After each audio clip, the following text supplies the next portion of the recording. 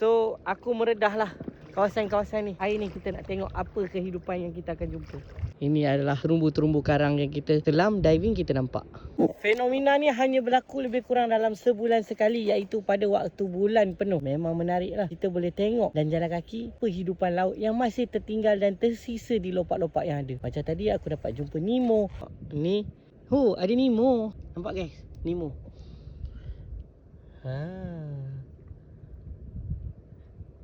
Ada Nemo. Dia dekat Anomamia. Oh, ada ikan besar juga. Dia anak kecil juga Nemo. Aku dapat jumpa udang tembak tu. Dia panggil shooter shrimp kot. Ni udang ni dia akan tembak lah. Dia panggil sharp shooter. Tu nampak dia tembak-tembak. Lepas tu dia taruh. Lepas tu ada octopus. So octopus tu dia selalunya dia akan mencari ketam-ketam lah.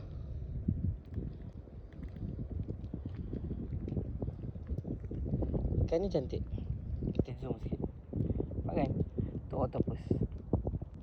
Semak tau. Ada ketam. Ketam ni boleh tahan juga besar. Satu tapak tangan dia lah. Kalau kena ketik sakit juga. Ada udang. Ni udang. Nampak udang.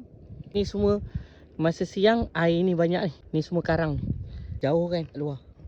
Dan macam-macam lagi. Ini banyak yang cekerang tadi tu. Kita tengok. Tengok guys. Banyak. Ni pun banyak tak? 1, 2, 3, 4. Dalam satu karang tu je. Ada 4 tau. Aduh lah. Ada lagi geng. Sini. Oh banyak. 1, 2, 3 kat situ. Ini aku tak tahu dah berapa dah usia dia. Dah berapa tahun. Oh ada 4. Ada 5 lagi. Banyak. 4, 5. Aku pun tak tahu berapa usia dia. Nampak tak? Ni. Yang aku suluh. Tu satu lagi. Ni. Satu lagi. Sana satu lagi. Oh situ lagi. Banyak ni. Ada satu spot ni. Dalam terumbu karang ni yang satu ni pun banyak. Kan seakan ikan belacak. Tapi aku tak tahu. Belacak ke apa. Yang tu warna. Ni ikan ketang ke ikan apa aku pun tak tahu. Ini ikan seakan ikan belacak. Begini guys. So aku meredah lah. Aku rasa ni anak kerapu lah. So alright guys, kalau korang nak datang kat sini, boleh stay dekat sini, Redang Camp Stay. Memang best, memang terbaik lah. Aku memang suka lah.